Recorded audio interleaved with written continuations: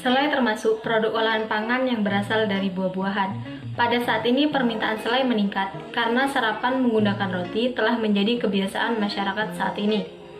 Hal ini didasarkan karena melimpahnya daun teh di berbagai daerah Indonesia, khususnya daerah dataran tinggi. Adapun 4 macam daun teh yang dapat diolah yaitu teh hijau, teh putih, teh hitam, dan teh oolong. Karena bisnis, kami optimis dan mengambil kesimpulan untuk mengembangkan dan menghasilkan sebuah produk selai yang terbuat dari daun teh. Pemilihan daun teh sebagai selai yaitu karena ingin membuat inovasi baru dan memiliki daya jual yang tinggi. 2. Manfaat usaha. Manfaat usaha pada produk ini terbagi menjadi 2. Yang pertama, manfaat ekonomi. Yang kedua, manfaat sosial. Manfaat ekonomi yang pertama adalah meningkatkan kapasiti building pelaku usaha pada setiap mata rental peningkatan nilai tambah produk. Yang kedua, menghasilkan produk bagi masyarakat golongan menengah ke atas sehingga lebih bernilai ekonomi tinggi. Yang ketiga, menawarkan dan memberikan kemudahan bagi pelanggan dengan memberikan harga yang murah tetapi dengan produk yang tidak murahan, atau dengan kata lain, kualitas produk akan selalu terjamin. 2. Manfaat sosial. Yang pertama, bagi pemilik. Keuntungan bagi pemilik usaha yaitu dapat menjadikan sebagai pengalaman atau pembelajaran dalam menjalankan sebuah bisnis yang lebih besar, serta dapat mengetahui bagaimana cara melayani konsumen dengan baik dan sopan. Yang kedua, bagi masyarakat. Secara tidak langsung, kita membuka lapangan pekerjaan bagi masyarakat yang membutuhkan. Karena apabila usaha kita lebih besar atau lebih berkembang, maka akan membutuhkan tenaga kerja untuk membantu kelancaran usaha ini. Tujuan usaha, merintis wirausaha yang baru inovatif melalui usaha selai teh dengan menunjukkan bahwa bisnis ini sangat fleksibel, dapat menghasilkan selai teh yang berkualitas dengan bahan pengawet alami.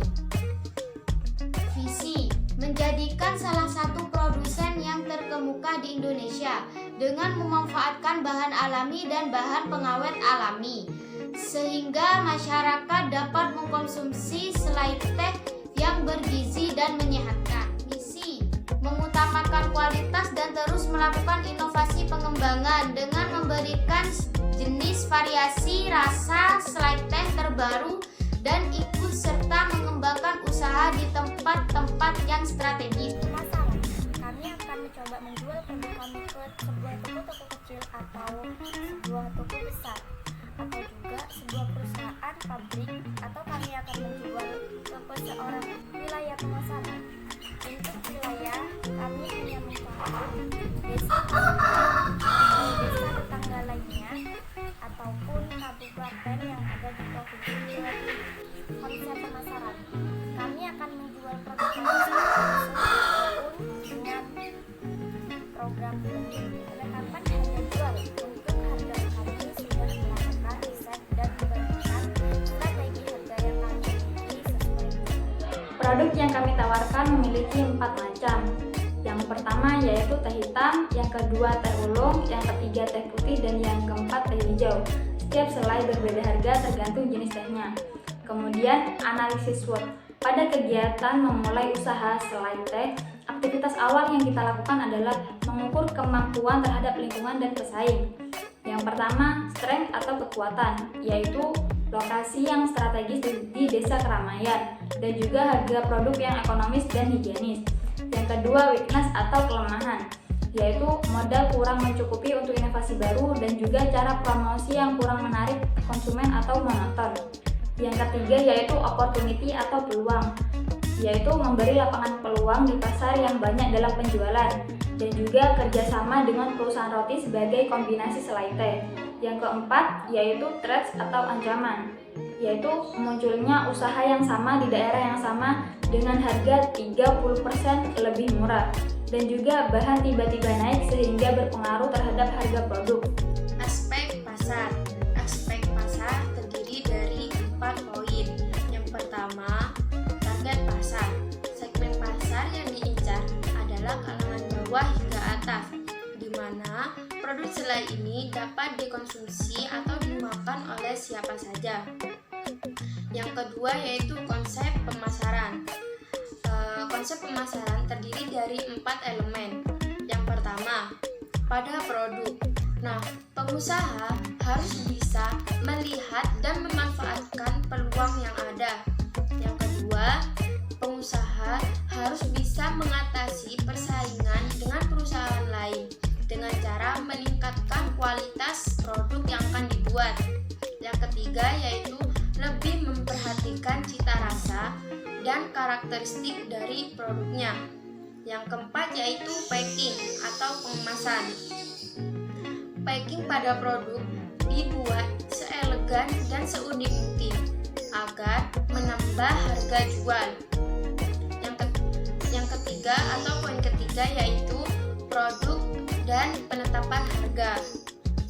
Penetapan harga dilakukan dengan cara melakukan riset dan membandingkannya dengan strategi harga kami sehingga dapat menghasilkan produk yang murah dan bisa bersaing dengan produk makanan lainnya.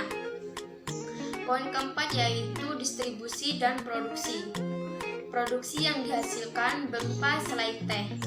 Nah, selai teh ini akan dipasarkan dengan cara dititipkan di toko-toko dan bisa juga melalui online. Nah, selanjutnya ada strategi pemasaran. Di sini kami menggunakan 5 strategi pemasaran. Yang pertama, dari mulut ke mulut. Yang kedua, dengan menggunakan media sosial. Yang ketiga, dengan cara membuat brosur atau pamflet. Yang keempat, dengan cara melakukan pengembangan pasar. Dan yang kelima, dengan cara melakukan pengembangan produk itu sendiri. Analisa produk dibagi menjadi bagian. Yang pertama produk, yang kedua proses produksi, yang ketiga bangunan, dan yang keempat sarana atau utilitas seperti gambar dan grafik.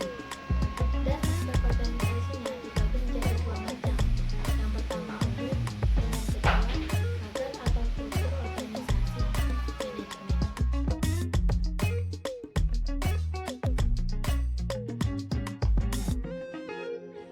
Sebagai wirausaha yang baik, kami akan mengusahakan agar produk yang kami usahakan tidak berjalan secara mendatar.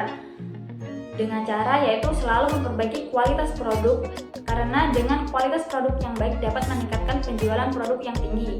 Mengingat pesaing yang bertambah banyak, kami akan mencari kelemahan produk kami dan memasarkan lewat internet. Demikianlah proposal bisnis yang telah kami buat, dan semoga dapat diterima oleh semua pihak dan bermanfaat. Tidak lupa juga kami ucapkan banyak bersyukur pada Allah SWT dengan rahmat dan hidayahnya kami dapat menyelesaikan proposal bisnis usaha kami. Dan terima kasih atas perhatiannya. Saran, dalam mendirikan sebuah usaha, sebaiknya dipersiapkan segala sesuatunya dengan matang dan tepat, sehingga usaha yang kita jalankan dapat berjalan dengan baik. Dalam berwirausaha diperlukan keyakinan, kepercayaan, keuletan seorang wirausaha. Seorang wirausaha harus selalu kreatif dan inovatif, serta selalu mengikuti tren atau selera para konsumen, agar pelanggan tidak mudah bosan. Semangat wirausaha harus selalu tertanam dalam diri kita. Jangan mudah